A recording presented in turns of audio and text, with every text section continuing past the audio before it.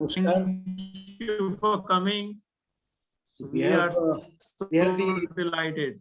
the fraternity of doctors or some other people also there. Sir, आपको रागिनी ने Dr. Jordan, good morning. I have sent a flyer to social workers. Good Probably morning. they will be attending. Okay, all right. Yeah, some social workers of my institute, I have sent the flyer. So probably they will be attending. Okay.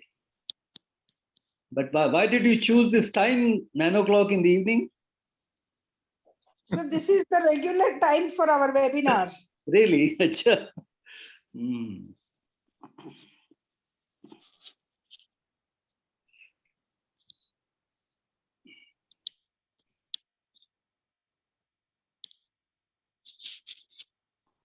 Sir, 2 minute रुक जाते हैं. People are just joining. Oh, yes, yes. Why not? Let's wait. How long will it go, this program? हमारा 1 घंटे का होता है, उसके बाद थोड़ा सा कई बार स्पिल अप होता है. So you can take 40 minutes speaking or whatever time you want, sir. 30 minutes, or we can make it more interactive as when you finish. That would be interesting, really. That would be interesting.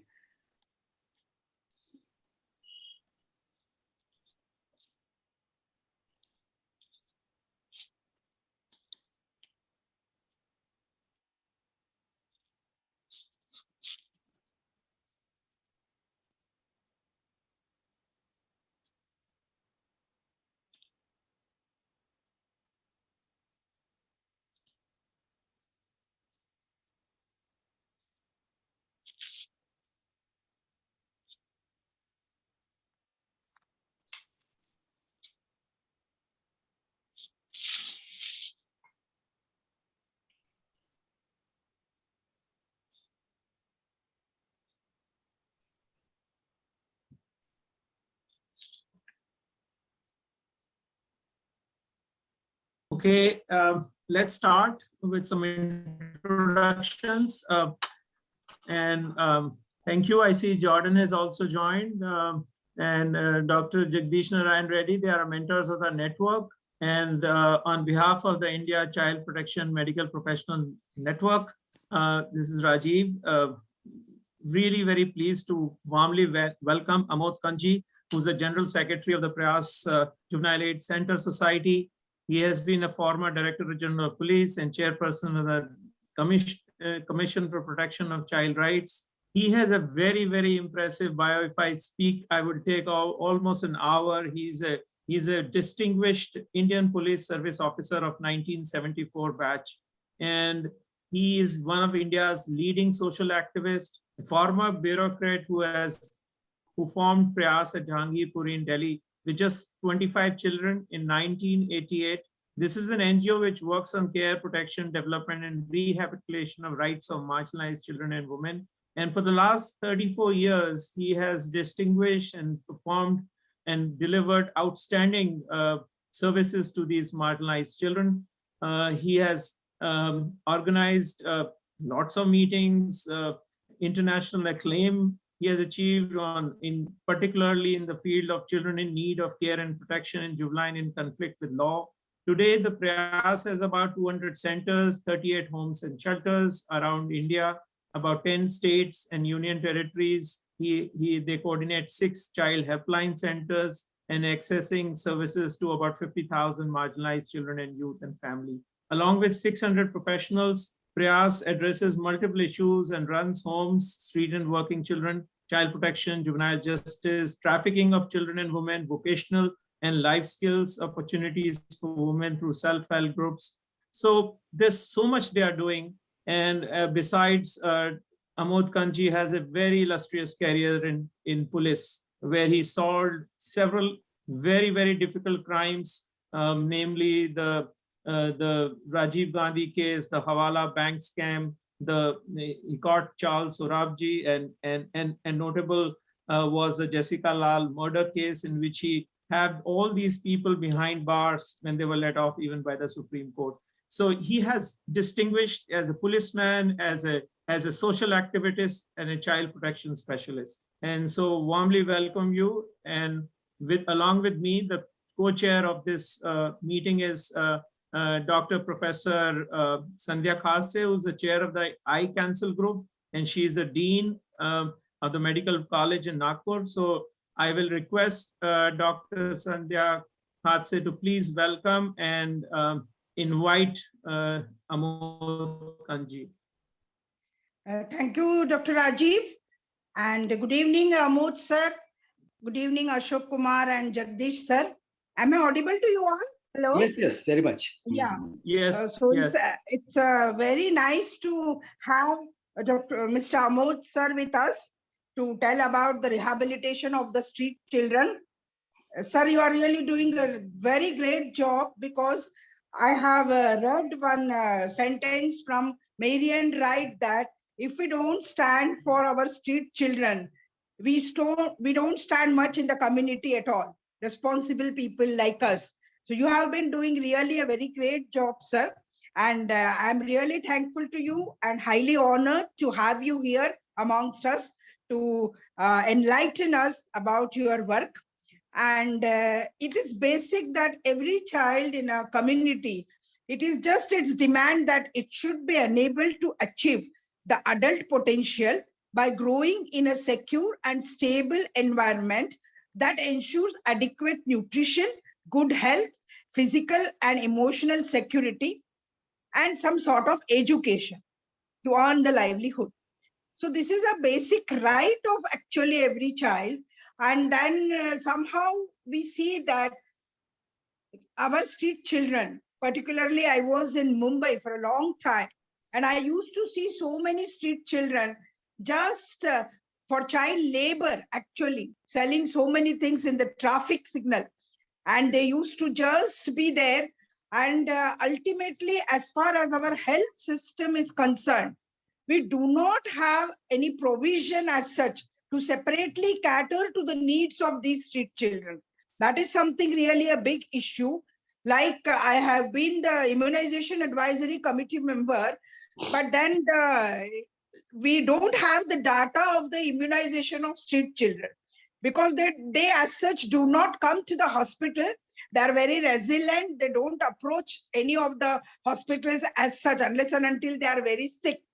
And so immunization coverage of our huge children which we have in the street, that is also not taken care of. And I had raised this issue in many of the meetings, sir.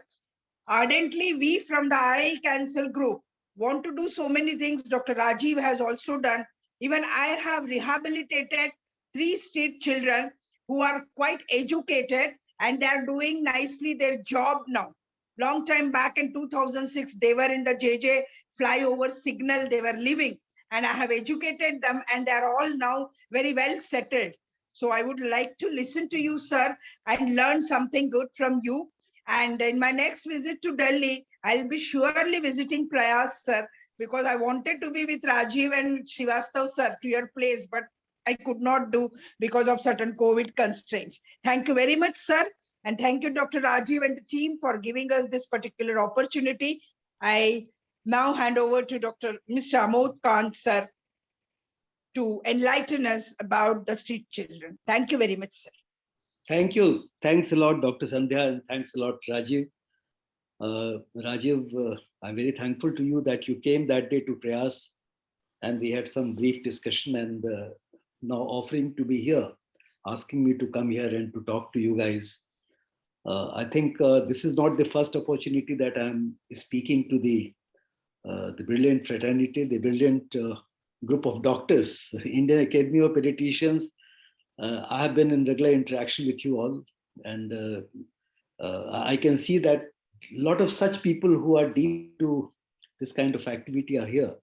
And I presume that some of the social workers also have been invited, and they might be there in the audience. It's very interesting. In fact, when it comes to me and my kind of activity, my kind of work, so, well, I think we live the talk in a way, because the life that we have led and the kind of experience that people like us will be having is something which is so real and something which is so continuous and something, which we don't really try to divide, My two, let's say, persona, that is a policeman for 34 years, and now exactly 34 years when I started Prayas also, because Prayas started in 1988. So these two parallel lives which I have led, and in between, it was a pure chance and a great honor that I was given the opportunity to be the first chairman of Child Rights Commission way back in 1988, and of course, sorry, 2008 to 2011-12. So I had the opportunity to see things myself. I mean, whatever I have been doing, whatever has been coming across my life has been firsthand. There is no second-hand kind of experience. It's all firsthand. It all happened. Well, street children, the very terminology, the very expression street children, when it was being created, I mean, the UNICEF defined this term and three kinds of street children. That is the children who are partly on the street, but connected to family. They have family contacts, but they have got to be on the street because the family doesn't provide them completely. And the children who happen to be dividing the time between the street and family, and they get something from family and something from the street, and that combination still gives them the definition of being part of the street children world. And third, of course, they are completely on the street. They are destitute, they are homeless, they are abandoned. They are not the kind of children who have any kind of family contact. So these three categories of street children, well, they were known to me. I knew them because I was in the police way back in 1974, and I started Prayas in 1988. So these long 14 years, I knew them. I could see them like any other citizen on the street, any other person on the street. All of us go on the streets of Delhi, all of us move around. And there is no one who doesn't confront these street children selling small items while your car stops somewhere. All of us see them beneath the flyovers. All of us see them somewhere holed up in situations which are not so healthy, not so interesting. So we see, but we are not able to react in a positive manner. We are not able to do something for them. Some pang in the heart remains with majority of people. Majority of us think, and we feel sad about it. We feel bad about it. Ask anybody. But then there is nothing much we are able to do. I mean, that is how it happens with everyone. Anybody listening to me here, anybody participating in the program, would like to really understand, would like to really go ahead beyond thinking, beyond having this pain in the heart, do something. And it's always an opportunity which comes by chance. And so far as I am concerned, friends, as I said that right in the middle of my career, a little less than middle, 1988. So this all started from a particular event about which I talk quite often because, that also took me directly to the street children. Well, one morning while I was at home, it was Saturday or Sunday, the then Lieutenant Governor of Delhi, Air Marshal H.L. Kapoor, I got a call from him. He used to call me many a times because that was perhaps the most eventful time for me also. I was Deputy Commissioner of Police Crimes of Delhi, and a lot of violence were there. I mean, 1980s being extremely violent decade, 84 riots being one of them, a lot of assassinations and killings, a lot of terrorist strikes in the city of Delhi, killing people at large, bomb blasts almost every week, once or twice. So that was the kind of situation which I was confronting in those times. And for that reason, perhaps the top man in Delhi, the Lieutenant Governor, was familiar to me and he liked me, perhaps for that reason. So when I got a call from him one fine morning, Sunday or Saturday morning, that there was a fire in Jahangirpuri area. I immediately reacted that, well, sir, if there is a fire, kindly take Chief Fire Officer, one Mr. very well-known Chief Fire Officer was there that time, S.K. Dheri, you might have heard about him, a very celebrated fire service officer. So when I told him, then he said, no, you guys, you have to come because I'm calling you up and you have to come. So along with the Lieutenant Governor, I went to Jahangirpuri, and there nearly 1,000 houses had got gutted. Jahangirpuri, as you know, is one of the largest slum and resettlement colony in the city of Delhi. Even now, even those times, it used to be like that. So that fire had ravaged a lot of these rag pickers. Rag pickers used to be in plenty in those times in that area. Even now, they are in plenty. And thousands and thousands of households of rag pickers used to be there in those times in Jahangirpuri. Now also when I go to Jahangirpuri, I find them, not so many of them. And now, of course, we are running many programs with them. So rag pickers, in any case, the children used to be part of the rag picking. They were street children in any case. But when the fire took place and so many hut pens and houses got gutted, so these children actually had no place to go after that. So it just occurred to me that why shouldn't I do something for them? What exactly, I wasn't very clear. But then I thought that maybe if I have a support from someone like Lieutenant Governor and people around, might be I start something. So that was the time, a Saturday, I started going to Jahangirpuri, and I made part of going to Jahangirpuri on Saturday became my part of life. And there, of course, out of these maybe 500 to 1,000 children who were street children partly and became fully street children, and they had no place to go because houses were burned and things like that. So we started a small program. I did everything which was required to be done, in the sense that in those times I had a couple of lady police officers and some male police officers, very junior ones, I mean constable and head constable types. I used to go to Delhi School of Social Work. My friends were there.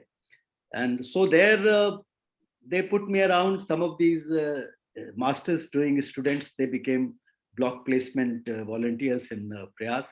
They came and started working with me. One day I was sitting in the Delhi School of Social Work and generally interacting with the boys and girls, with the HOD of Delhi School of Social Work being there. One gentleman was there in the corner, and Professor Yadav, R.K. Yadav, who retired now, he's no more in service. He became a professor in Kurukshetra Institute later. So R.K. Yadav told me that he was doing a research, a UGC program he had on street children, that he had a project in hand which he was carrying on, generally studying there in the library and conducting research kind of thing on street children. So I told him that what business you have to sit here in Delhi School of Social Work, come along with me. So I bundled him in my car and I brought him to Jahangirpuri, and my chair, the office that I had there, I made him sit there in my chair and told that from today onwards, you are the master, you are the manager here, because I can't come and sit here every day. So that is how that center started. And Sandhya ji, let me inform you that after starting that center, I visited Bombay. I went to Bombay, although that time it wasn't such a big priority to work for children, street children, and that to a policeman, hardened one like me, who was thrown into violence and bomb blasts, investigations of all types. But I decided to go to Bombay for 2-3 days. The idea was to see something happening in Bombay, because like Delhi's street and working children, Bombay had its own big numbers of street children who were there. And I had heard about a police project. There was something called JAPU, you might be knowing, Juvenile Aid Police Unit. Yes. That was in Bombay. Police had run this program. The children on the railway stations, the children who happened to be on the streets, and the children generally who were at large and used to be confronted by police. Very thoughtfully, Bombay police thought that they decided to set up some kind of activity. So children on the railways, children on the streets, and the children who were found doing something wrong at times, they were brought into that project called JAPU. So JAPU became a kind of my idea that probably I'll come back to Delhi and do something else. And I decided to start Prayas, and Prayas was called and is still called Prayas Juvenile Aid Center. So in a way, this particular Juvenile Aid Center, this idea came to me because in those times, the children, as they are defined today in Juvenile Justice Act, they were not defined like that. I mean, they were either delinquent children or neglected children in 1986 Juvenile Justice Act. So the children who happened to be, let's say, the neglected children, they were the ones who were not so well defined for the legal action, the protective legal action. So delinquency was the point which came to my mind also. I mean, as a policeman, I thought probably that those children who were a little vagrant and they were not so ruly, and those children who were delinquent types. So one decided to create an activity for them. But very soon I realized that delinquency, or now as they are called in the Juvenile Justice Care and Protection Act 2000, children in need of care and protection, and children in conflict with law. So all those, majority of those children, one realized, majority of those children who were called juveniles, or who were called children in conflict with the law, actually also happened to be children in need of care and protection. They were the ones who were in that kind of situation because they were neglected. They were not being looked after. So that is how, I mean, the whole activity started growing. And I never thought, frankly, I never thought that Prayas as an organization will take such a shape. Today, I think 34 years later, when we have nearly 600 odd full-time co-workers, when we have got these nearly 200 centers, we are running so many homes, about 40 homes for children and for adult homeless and all that stuff, 65 centers of vocational training and variety of it. So it all started growing, starting from there. So in the very beginning, when I used to go there and I brought R.K. Yadav to sit in my office there, we used to do anything which is required to be done. I mean, cleaning these children, make them bath, trying to give some food to them, create some kind of atmosphere where they were slightly safe and in hygienic conditions. And of course, gradually developing other programs also. So that is how it started off. In fact, friends, I always say that the true voluntary action, the real voluntary activity of voluntary organizations, generally they emanate out of some crisis, some disaster. And the disaster was fire in my case there. And that is how Prayas started. In fact, in subsequent years also, let me tell you that on several serious disasters, Prayas took the quantum leap. I remember that there was tsunami, the huge tsunami which took place Andaman Nicobar Islands. I went there and I started Child Helpline. I was there for those kind of children who became homeless and became orphans on account of tsunami. Subsequently, there was a big earthquake in Gujarat. So I decided to go there and my team went there. And those children who became homeless because of earthquake, those children who came on the streets because of earthquake, we created programs for them. Same thing happened in Bihar when there was a big flood in 2008. So there also the villages and the small towns got so badly affected in certain parts of Bihar that we had to create those programs. So disasters and crisis, they create opportunities also. They create situations where you have a social worker has opportunity to work. So that is how things start growing. So that is how the organization also developed.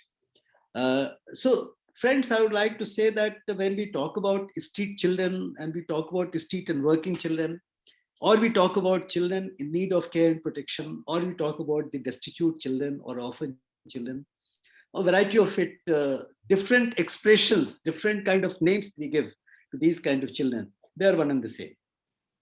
I mean, there is no way that you can segregate a street child from a working child, or you segregate an orphan from being destitute. They are part of a large population. Today, in past couple of years, we have been saying that the number of children in need of care and protection in India easily happens to be nearly 35 million. When this particular figure, when we used to talk about it, a lot of people in the government, a lot of people in the establishment will be uncomfortable about this figure. They thought that, well, this is something drawn from nowhere and there is no estimate. Because actually there is no estimate. In fact, while I read through various reports in past many years, I find that long back, way back again in 1980s, UNICEF had set up a kind of series of studies in 5 big cities. And Delhi was also one of them. And some of our partner organizations were conducting those studies. And then also we learned that the city of Delhi had about 1 lakh of street children. And of course, Bombay had equal number of street children. Cities like Hyderabad, Bangalore, Patna, Calcutta, these are the cities where the concentration of street children was there. The exact number was never known, but that was a study carried out. Now you must have heard about it that Save the Children took a very good initiative. And now they don't call them street children, they call it children in street situations. And Prayas had an opportunity to join hand with Seth. And fortunately, most fortunately, this particular study, which we presented in Niti Aayog, because, as you know, that I happen to be the joint coordinator of Niti Aayog's standing committee. So we had an opportunity to present it in Niti Aayog to give it some kind of shape and form for future programs. Now, Supreme Court of India took suo motu cognizance, and now they are almost breathing down the neck of various state governments and asking them to prepare some programs to street children. So now this is every day being discussed. Every third, fourth day, there is a kind of matter coming up in the Supreme Court of India to find out about all these street children, their condition being in COVID times and otherwise. Maybe something will come out of it. So this is what it is. When you go back into history and try to find out that what kind of projects and programs have been drawn up for them, and whether these projects and programs could continue to be drawn up and implemented or they were given up. Let me inform you, friends, that in the name of street children, the street and working children, for them, I recall that there was a project in early 90s, in 91, 92. Well, I had started Prayas just about a couple of years back, and I used to go to the Social Justice Ministry. That time we didn't have the Ministry of Women and Child Development. And fortunately, we had a remarkable, extremely humane secretary who belonged to Andhra. And then somehow he took liking for us, and we started working on a scheme. So we prepared a scheme for street and working children. It was a dedicated scheme. And that scheme continued till about 2007-8, when that scheme became part of the child protection scheme. You must have heard about the integrated child protection scheme, ICPS, which is the main scheme, or perhaps the main vehicle for the implementation of JJ Act also. So that was submerged there. But for the street children as such, street and working children as such, there was no scheme after that. And this whole idea of estimating as to how many street children are there and where are they, in what kind of conditions, till date, unfortunately, there has not been a very thorough study on the subject. There is again a demand that there should be some kind of a study so that we find out about them.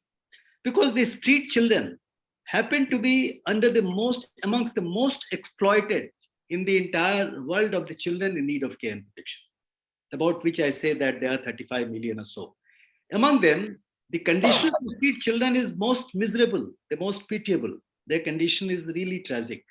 Because from all angles, I mean, since I'm in the group of doctors and medicos, and you are deeply interested in the physical health or the mental health of the street children, it is nobody's business. You know very well that when we talk about, let us say, the nutrition and the street children on one particular point, I mean, the lifestyle of the street children, when they don't happen to be in any kind of comfort or any protection of the home situation, and they are right on the street, the kind of food they eat, the kind of situation that they confront every day. So there is no idea what exactly they are going to eat. In normal times, all of us, we need some kind of systematic process where your food items are defined. You'll take this thing in the morning and daytime, in the evening, and things like that. For a street child, there's nothing like that. The nutritional requirement of a street child and what they get in normal circumstances, there is absolutely no sync.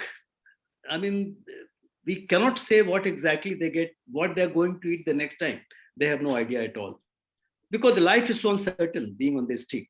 That is one part of it. Secondly, when it comes to the infections and the diseases, they are so exposed everywhere. Their conditions are such that they are bound to be in extremely difficult situation health-wise. And then, you know very well that today, when we are talking about the vaccinations in COVID times, perhaps the street children are nowhere in the reckoning. We are trying to do something for the homeless. You know that Prayas also runs about 15 shelters for the homeless people. And we have some shelters for the street children also, or maybe children on the streets. But then while we are able to do something, while we have been asking the government to pay attention and give vaccinations to the homeless, they are doing it. But majority of street children not living in any kind of shelter or home, and not being protected in any kind of programs or looked after any programs, the vaccination is a far cry. So that is what is there. I mean, their conditions are such that they are not covered in any program. So this is broadly the situation so far as the health is concerned. But then the programs that we are able to draw up for them, and among them, the worst and the most affected being the orphans or the abandoned children, or those children who are completely on the street. Let me inform you, friends, that for these 35 million children whom we describe as children in need of care and protection, and for whom the government is fully responsible, for whom the accountability is very much on the part of the voluntary organizations like ours. I mean, when you look the numbers we are able to cover out of 35 million. Well, among those 35 million also, generally it is accepted that nearly 20 million happen to be orphans as defined under JJ Act. Incidentally, the Juvenile Justice Act, Section 2/42, it talks about orphans, not only those children who have lost one of their parents or both their parents, it also talks about orphans among those children who are abandoned, who are under nobody's care, who are not being looked after by family. They're also equally orphans.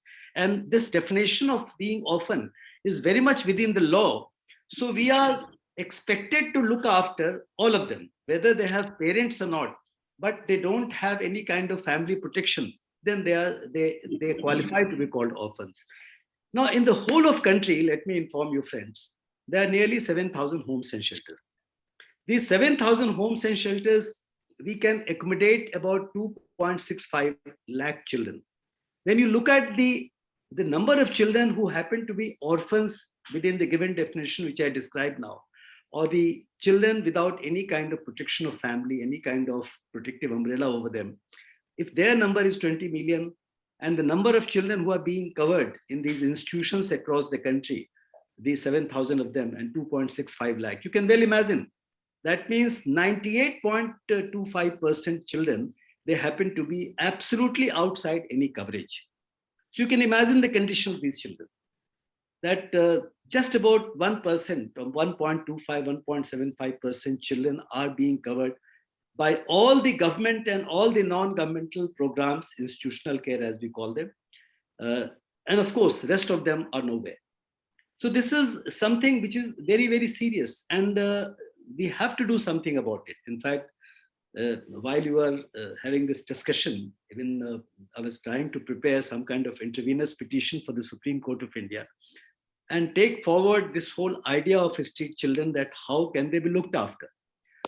Let me tell you, friends, that generally, many of our friends who run various programs for the children, they are not in favor of the institutional care. In fact, there is always a conflict between institutional care and non-institutional care. Not that people like us will say that institutional care is the best thing to happen.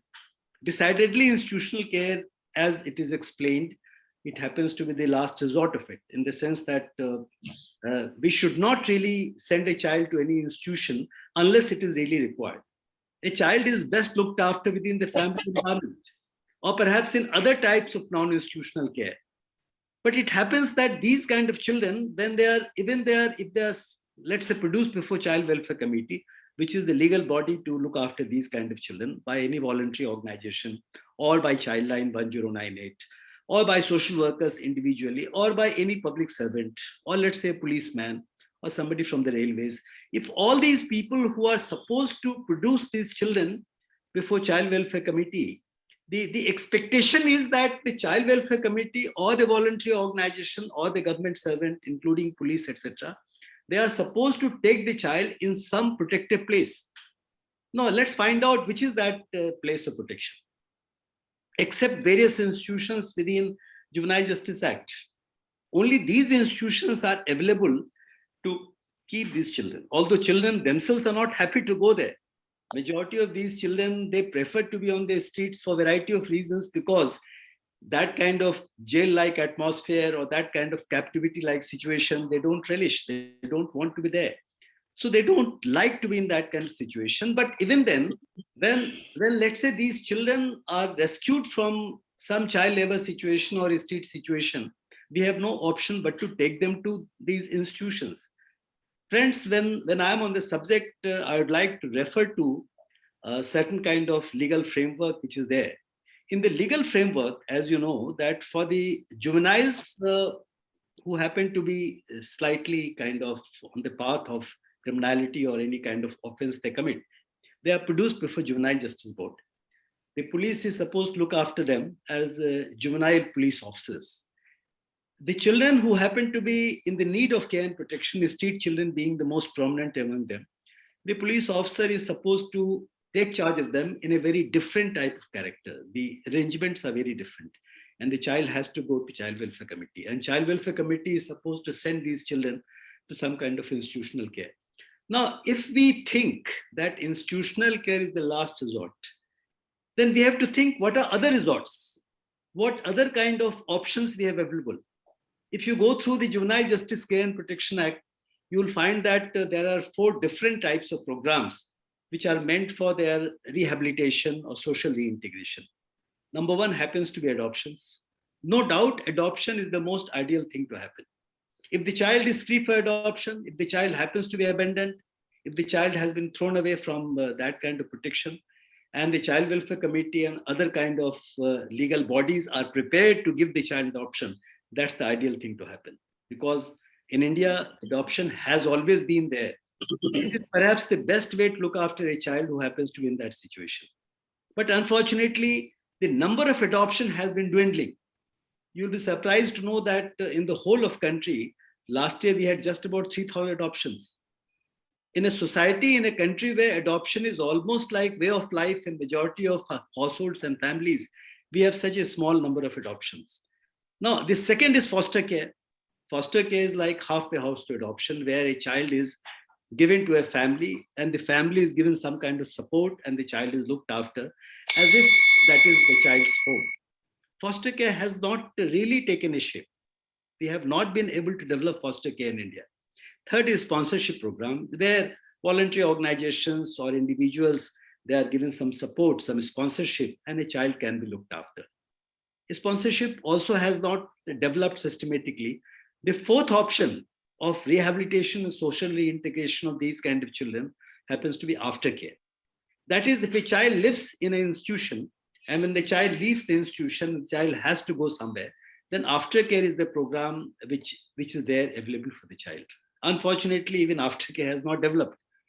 Neither in the case of juveniles who are in conflict with law, nor in the case of children in need of care and protection, the aftercare programs have rarely developed. So, friends, we are in a situation where the entire range of rehabilitative programs and social reintegration programs are really not there in that sense. And of course, as I told you in the beginning, that there is no estimation. It's not known how many of these children are there and what kind of conditions are they. Now, when you talk about these children, I spoke about the nutritional requirements or the basic health requirements.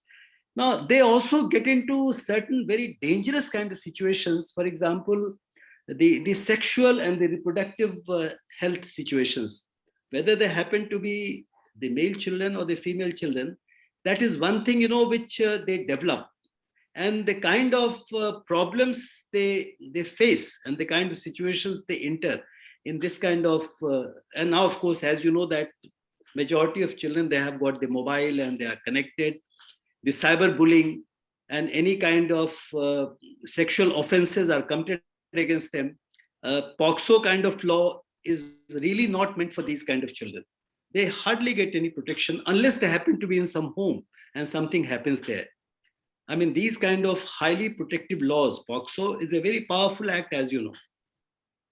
I had the opportunity in 2005-07 to be co-leader of the National Study on Child Abuse. You might be knowing about it. The National Study on Child Abuse was part of the Indian study of the global violence against children. And Prayas was given the opportunity to conduct this study. We conducted a study with nearly 18,600 children and young adults and other stakeholders. And we came to that conclusion that every second child happens to be sexually abused.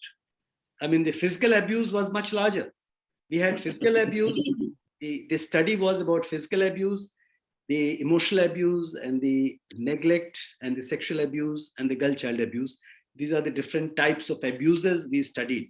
And of course, so far as street children are concerned, they were afflicted about 80 to 90% suffered all types of abuses. Even normal abuses, for example, 50% of children suffered any kind of sexual abuse. So those were the situations which resulted in creation of POCSO. POCSO, the Protection of Children Against Sexual Offences Act, which is a very powerful law.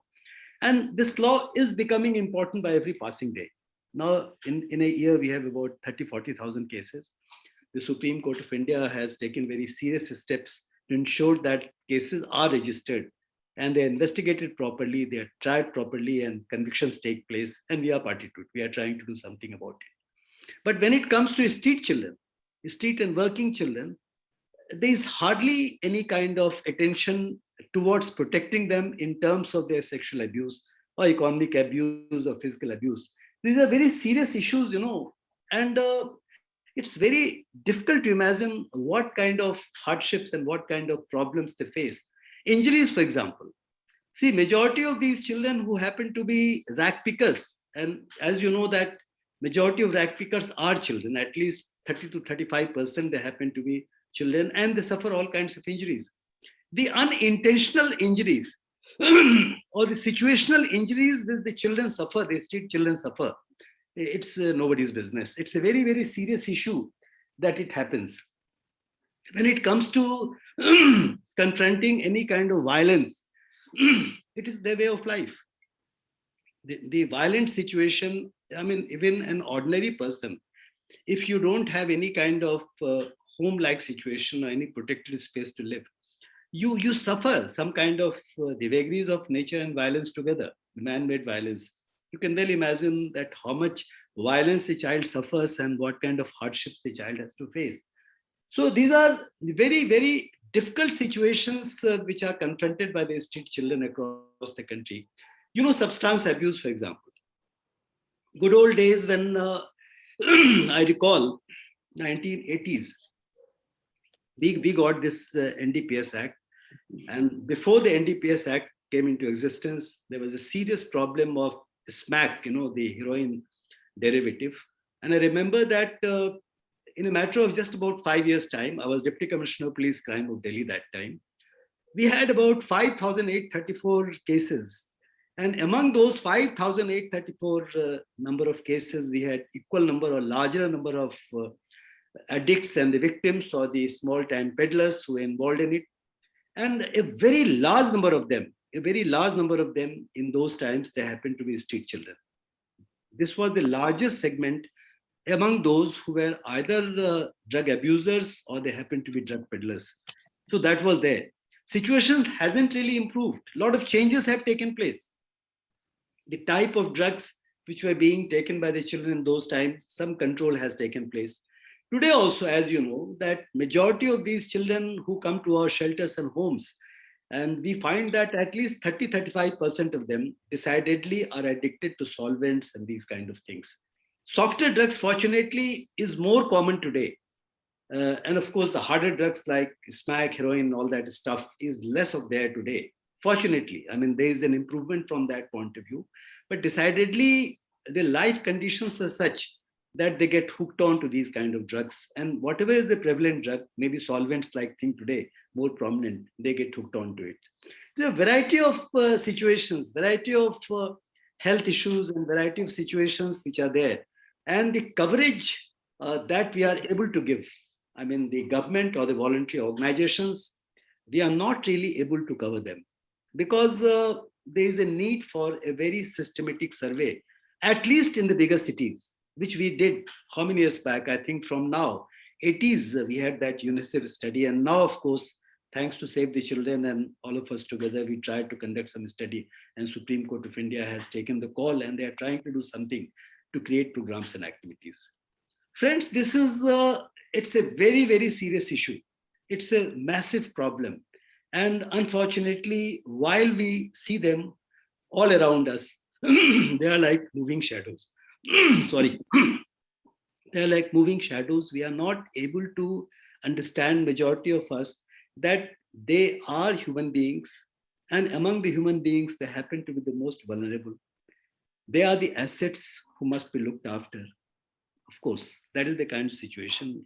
My own experience is, I think probably in past about 34 years, not less than 2 lakh children have come to Prayas. Jahangirpuri One Home, if you ever happen to go there, which has been the hub of these kind of children activities also, nearly 58,000 children have gone through Jahangirpuri Home.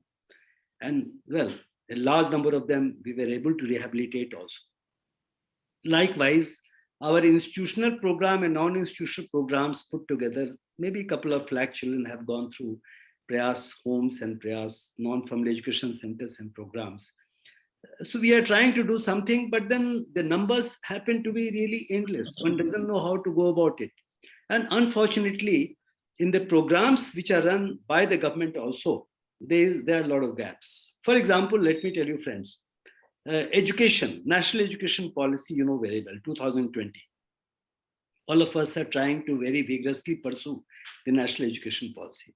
I always mention, and I made this point Niti Ayog also the other day, that there is a figure there which is called socio-economically deprived children.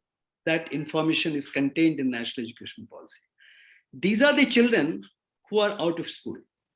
And these 32 million children, according to this famous national education policy report, they are out of school. And they are out of school while being in the age group of 6 to 14 years old. If you, let us say, go beyond 14 years, this 32 million is bound to become at least 40, 42 million minimum.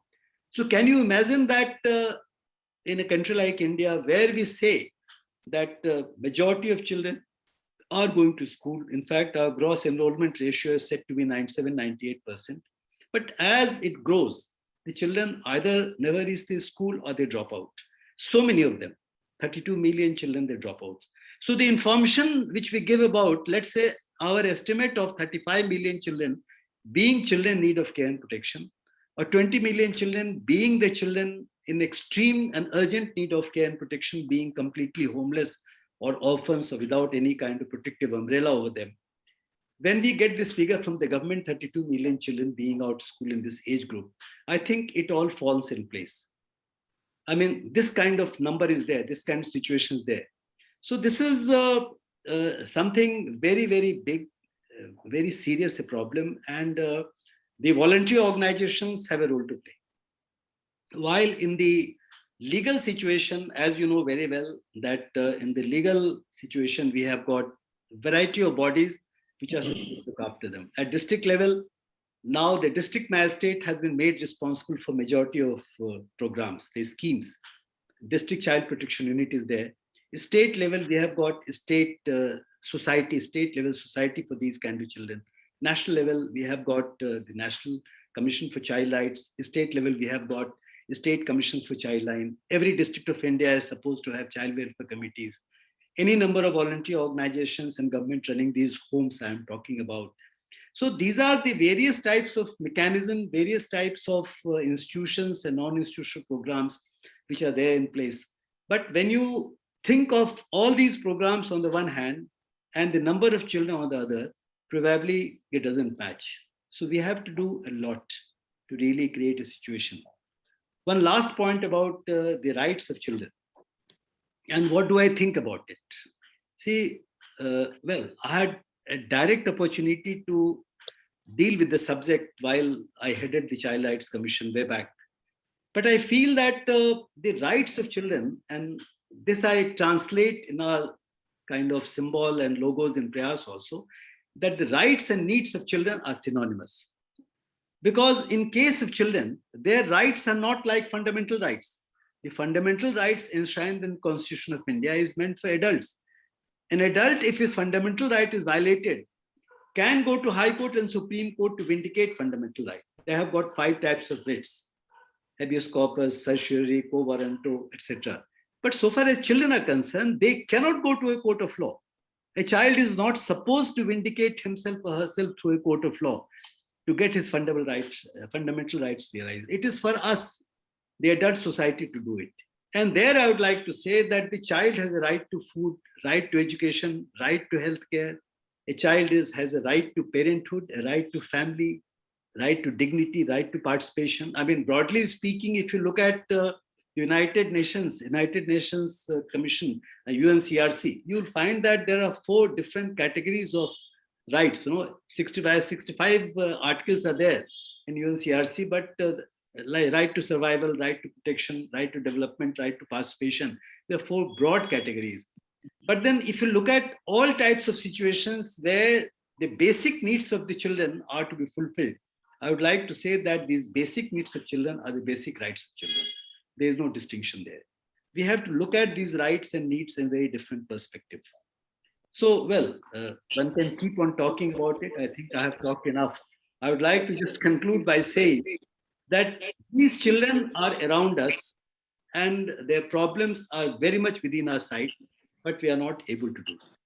The pure chance that I happened to start this organization and 34 years later, we are running programs. I think the fraternity of doctors, your fraternity, your kind of people, and our kind of people, the fraternity of social workers, they have a very important role to play. And we have to put our hands together. I was telling Rajeev the other day that Nobel laureate Kailash Satyarthi, he announced a kind of forum recently, India Child Protection Forum. So many organizations have joined hands. So I really invited you, Rajeev, with all of you to join that forum, because Kailash is a Nobel laureate and he can do a lot. Maybe we might get some good support and funds through him and his kind of people. So let's try and do something together. Okay, let's join hands. Thank you very much. Thank you, Rajeev, and thank you, Sandhya. Thank you. Thank you, sir. Thank you very much, sir, for a very excellent deliberation, and your passion for the street children is really commendable, sir. Hats off to you. Our salutations to you, sir. There are a few questions in the chat box, which our renowned participants, they have asked. Sir, will you please take up the questions, sir? Oh, sure, I'll. So will somebody? Yeah, I will give you the question, sir. Okay, please. One question is from Dr. Kiran Agrawal, who has been a very important expert committee member in NCPCR and has done a lot of work for child abuse and neglect. She was our founder secretary. She has a question that why there is no research on this street children.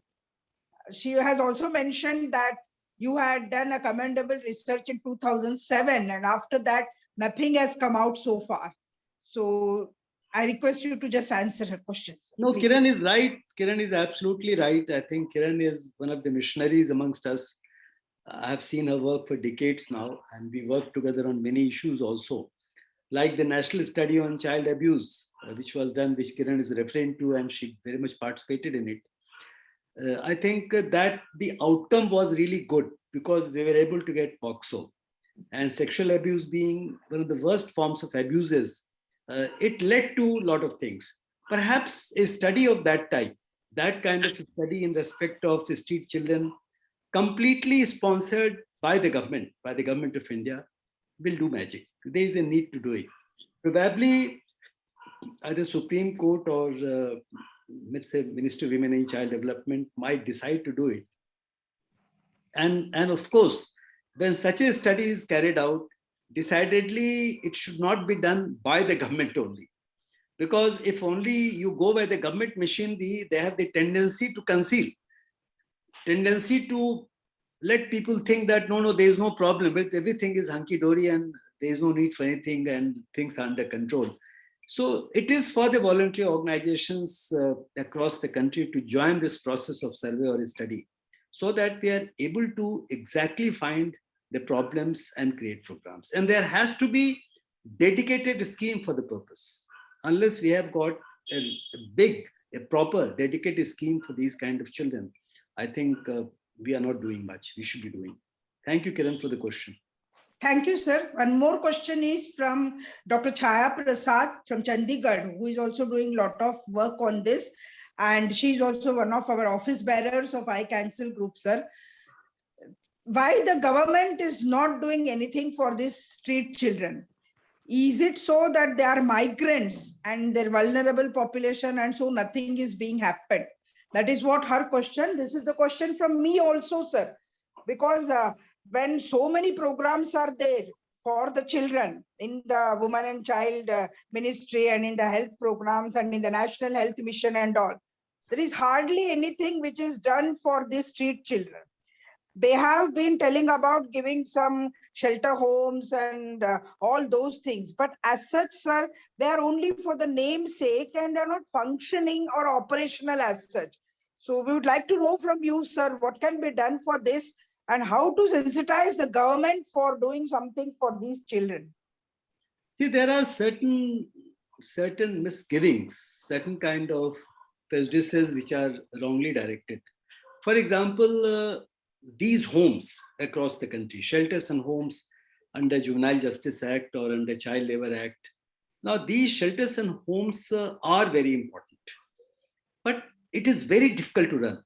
And it is very risky also, let me tell you. Frankly, since Prayas is one of the organizations which are running so many homes and shelters for 3 decades now, but we know for sure that you live in a situation where you can be target of anything. There are several organizations in the country today. So the best known organizations who have been targeted by anybody. But so these kind of hardcore programs, it's a very hardcore activity, taking full charge. It's something fine to talk to a child or perhaps take the child on some kind of campaign or some kind of parade or some kind of movement. It is far more difficult to take charge of the child and to look after and rehabilitate. It's a very difficult activity. I mean, you imagine that if you are given a child to keep in your home, how will you feel? So this is something, which nobody is doing. And then it's another point I'm saying that earlier for the education, particularly education and health, I would like to point out, besides these shelters and homes, which are in very, very small numbers, most inadequate, our programs relating to education, for example, under Sarv Shiksha Abhiyan about 10 years back, we had something called innovative and alternative education programs, under which the voluntary organizations used to run so many non-formal education centers for education, combined with some skills also at times. It is gone. It is no more there. The government decided that every child has to go to school. Well and good. Every child must go to school. But there are a huge number of children who can't go to school because of socio-economic deprivations. And I mentioned in National Education Policy that figure 32 million has come. And somebody has to find a solution. So government has to be really forced to do it. But there, perhaps the civil society organizations will have to accept that it has to be a combination of institutional and non-institutional activities which can give a solution to this situation. Many of us don't understand that it is very important to have institutions also. I hope I am clear. Thank you, sir. Thank you very much. And now I hand over to Dr. Rajeev Seth to conclude the session and to enlighten us. Well, I don't feel like concluding this because there's so much to talk about. So much. I must say, Amod Kanth G has been an inspiration in this short period of time. He has actually given a vast amount of his insights and experiences. Imagine someone talking his whole life story in such a short time, and how much of passion. Dr. Rajeev, can I have a Yeah, yes, sure, why not? Questions. Sure, yeah, we are not stopping. That's what I also. Yeah, Ashok. Ashok. Before I ask you to speak, we have Dr. Arun Srivastava. He would like to give some comments, and Ashok, then you can give comments.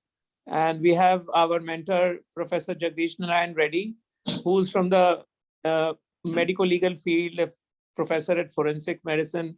If he can just share his insights in that order, please. Dr. Srivastava. Thank you.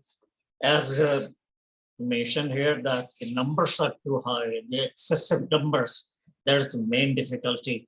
How many can be rehabilitated? How many can be put in shelter homes, looked after? I think the numbers are just too many. And there seems to be no easy answer to it. What you have done, Mr. Kanth, is really remarkable. But how many of us can do that? And the neglect by the civil society, because people are just worried about themselves. You take educated people, take lawyers, take all those people, they don't seem to be bothered. And, we look around ourselves, we see children on the streets. What can one do? There was once I talked on the NDTV on this briefly, and the compere asked me, look, I'm driving away in my car and I stop traffic light. I see a poor child begging. What can I do? And I was totally at a loss what to tell her. What can she do as individual? We just have to join hands and I don't know, alternative care to all kinds. This is just a drop in ocean. Dr. Seth has been doing for so many years now. Very, very commendable work. But is it enough? I think these are very difficult problems. And I hope this new forum which has been formed by Mr. Kanth and Secretary ji, all of us can join it and just put in our effort. In combine everything, probably that may have some effect. But civil society has to be educated, they has to be informed, they have to come forward to help you. Sorry Okay. about those. Yes. Thank you, Dr. Srivastav. Before I ask Ashok to speak, there's a feedback form which Ragini has thrown in the chat. Please fill your feedback and also your contact so we can reach you after this end of this webinar. Ashok, it's your turn now. Yeah, thank you, Dr. Amod, Mr. Amod ji, for enlightening us. The one point I would like to bring forth is, now we are talking about children who are marginalized or in the street children, rehabilitating them. 30 odd million children are there. How they are coming into the street and what are the background and how can we prevent it?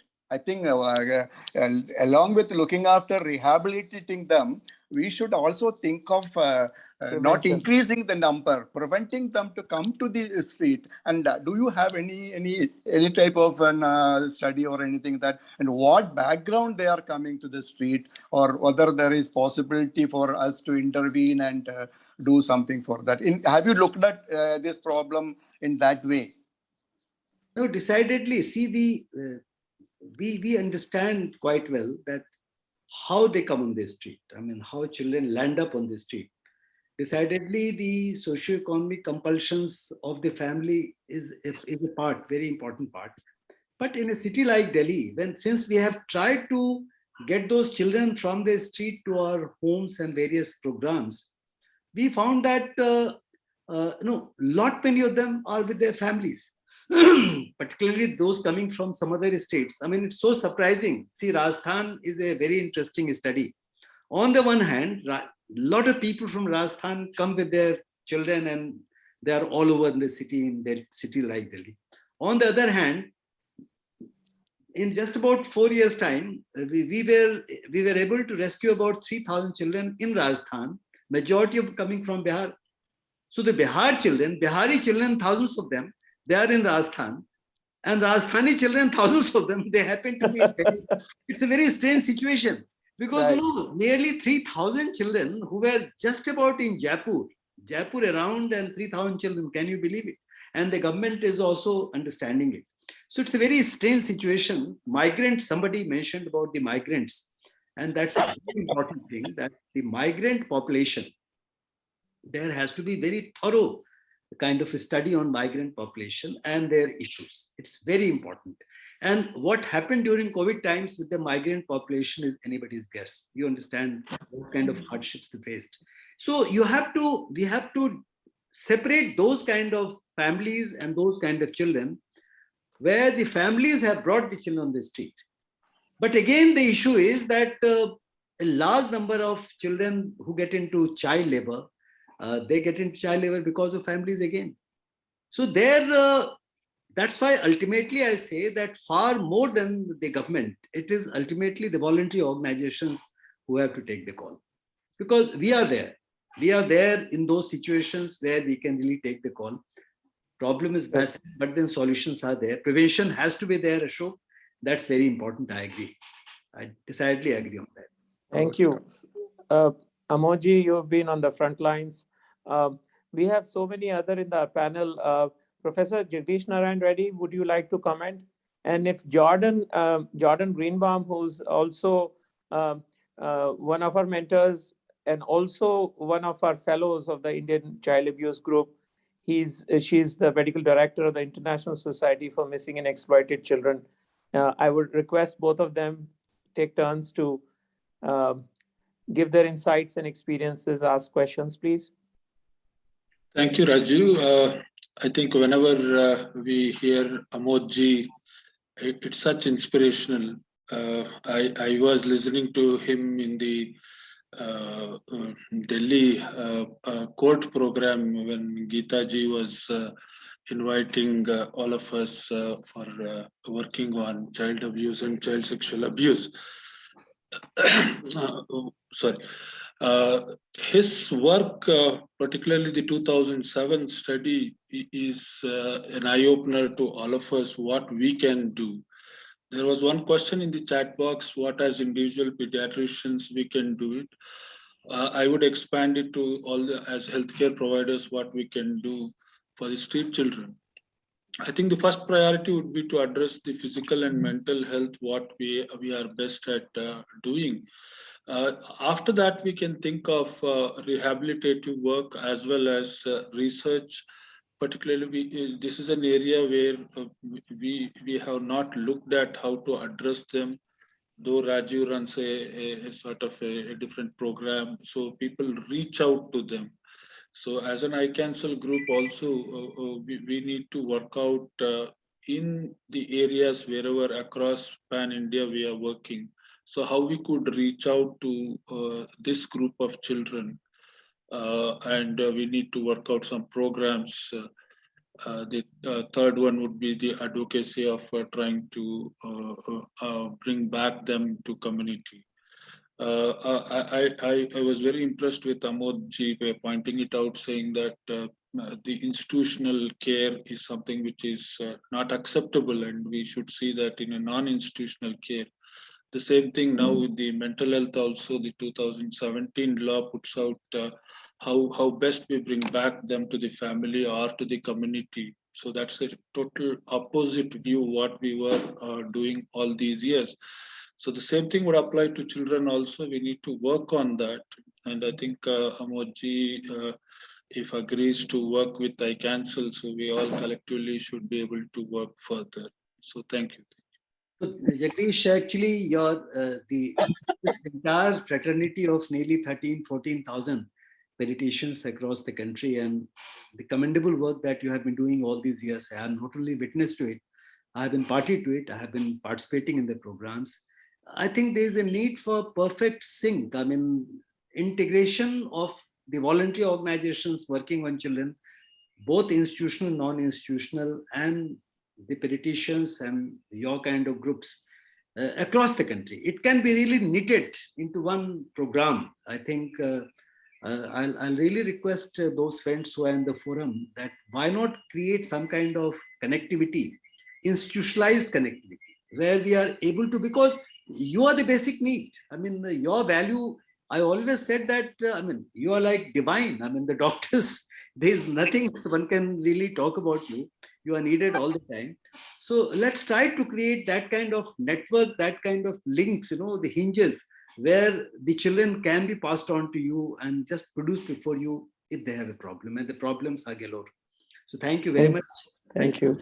Jordan, Thank you. Thank you, Amod. Jordan is here. Jordan, she brings expertise in global sex trafficking, commercial sexual exploitation of children, also has great insights on missing and exploited children. Jordan, would you like to comment? I just wanted to say this has been an incredibly informative, very well done presentation. I've really enjoyed it and learned so much. So I really appreciate it. And throughout, I was sort of drawing analogies with the situation in the United States, which is on a smaller scale, but nonetheless very isolated, marginalized children who are living on the street or primarily existing on the street, and their extreme health and mental health needs that largely go unmet. So it's very helpful to me to learn more about what's going on in India and hear your ideas and those of the rest of the panel. So I really appreciate this opportunity. Thank you. Thank you. Thank you, Jordan. Thank you. Thank you, Jordan. Friends and Amod, let me tell you, when you say that you can present to us, getting onto the streets and on the front lines, I realized that even if you see 80 to 100 children in a day, for example, as a medical doctor, after doing that over and over here for 3-4 years, I totally got saturated because it was not leading to any rehab and development. So it's extremely important that there should be centers of excellence where these children could be rehabilitated through education, vocational skill building, and actually a whole spectrum of opportunities ahead. And so, as you know, I mentioned to you in my meeting, we did see small models of rehabilitating about 100 children per year and, getting them into jobs. It's so inspirational to see these children, even if off the streets and working. And I just wanted to know if the Prayas model is one, but where is the government model, which is, while we will continue, but a partnership will not succeed till the government also joins hands with the India Child Protection Forum or anything, because the magnitude of the problem is so intense. No, the government has to join because see, there are, and within the government also, now today only there was a meeting going on. It was ILO's platform. ILO, there is platform 8.4. And they are trying to combine some people. I would like to connect you to that platform also. That's very important. SDG. It's part of the SDG's fulfillment and achievement issues. And one feels sorry to say that the 5 ministries of the government of India, Women and Child Development for all these issues. Home Ministry has been given charge of trafficking because, the laws and all. Recently, someone told me that our famous child helpline 1098 is getting transferred to Home Ministry. Although I'm opposing it. It should not be there. Ministry of Labor for child labor issues. Social Justice Ministry, Tribal Affairs Ministry, Minorities Ministry. These are various different wings of the government also are not able to put them together. Children are same, as I mentioned. Yes. Children are same, absolutely common. And we are coming from different directions. So the effort is on so that we can put them all together. That effort has. Okay. Right. So the United Nations, the Convention of Child Rights, which India adopted, and a lot of legislations, you mentioned juvenile justice, all these are now being harmonized towards that. But, people do not respect these children as human beings, as you said. I was really, touched when you say they are like moving shadows. There is a general comment 21 by the UN Child Rights, which is on children living in street situations. They have given guidelines to the government, to the state of what they should do. And once you sign treaties and you do not follow the guidelines, it does become difficult. And as a nonprofit, to continue to work in isolation, in silos is a challenge. So you're absolutely right. You have seen the entire this thing. If you could think of an ideal model, if you were in charge and you want to create an ideal model for rehabilitation, what would that be? We shall. Actually, I cannot tell readily, but then there is definitely a need. The kind of discussions we are having today, through this will emerge where how the stakeholders are able to put together. Decidedly, the first task would be that the government organizations should be together in their own. I mean, they are not together at all. Let me tell you that. When this law on trafficking, this trafficking TIP, trafficking in persons bill was being formulated, I had an opportunity to go around and talk to a lot of people. I found such a big hiatus between the Ministry of Home Affairs, Ministry of Women and Child Development, and ultimately the power center being the Home Ministry. So now a lot of things are being said to be transferred. We are trying to oppose that. They don't concern Home Ministry. I mean, I'm an ex-policeman, fine, but I know for sure that the job of police or enforcement agencies through Home Ministry is limited. So people, they have to understand their limitations and their restraint. So we shall do something. I mean, let's wait, Rajeev, we shall do something about it. Okay? Thank you, sir. I make a comment here. Is the Ministry of the Panchayati Raj sidelined totally? Because at least they could do a lot for the rural children, in poor children. But have they no power? Are they not doing anything? No, see the panchayat, for example. I mean, the majority, at least 60-70% of the children, they emerge. 70-80% of children, they emerge from villages. Ultimately, I mean, if you see the root of these children, whether they happen to be child labor or the migrant children or the street children, they emerge from the villages. And decidedly, at the level of village, the panchayat should be able to understand. Panchayat knows. I think the panchayat people, they definitely know, and the villagers level, they know who are these children, from where they are emerging, from where they are migrating. But then their resources are limited. The devolution of power, devolution of financial power has not taken place. The panchayats in some part of country, they are active. Like Kerala, for example, and some other parts of country, they are very active. And those places, those parts of countries, things are under much better control. But yes, I mean, you are absolutely correct that the Ministry of Rural Development, the Ministry of Panchayat Affairs and all, they need to be given this task also. I agree, Dr. Srivastava. Thank you, Amodji. We have taken so much time. And ladies and gentlemen, we would request you to fill your feedback form, which is there on the chat. We are going to call Amodji again. We will be a party to his forum. And as Dr. Srivastava said, join hands and work together. So thank you very much, all of you, for participation. And I'm really grateful on behalf of the Indian CANCL group. Would like to thank him and also invite our Secretary Uma Nayak and Dr. Khadse, if you could just give a vote of thanks and also appreciate the huge amount of work that Amodji has done. He's an inspiration to all of us here in the ICANCL group, and we would like to keep in touch and work together in this field. So, Dr. Khadse. You can share my email. Thank you. Mobile, I'm available all the time. Thank you. Thank you, Yeah, sir. thank you. Thank you, Amod Kanth G, sir. And I would introduce you to our Secretary, Dr. Uma Nayak, who is very much here. And on behalf of ICANCL group and all we members, we assure you, sir, to join you and do something nice for the street children and come out with some good concrete programs for them, sir. And yeah, thank you very much, sir. And I thank all the participants for spending their very valuable time in this chilly, cold weather and be there to listen to you. And thank you so much, sir. Thanks, sir. Thank you. Thank you. God bless you, sir. Let's meet again. Thank you. Thank you, sir. Thank you. Thank you. Good night. Thank you. Bye. Good night, Bye-bye. sir. All the best.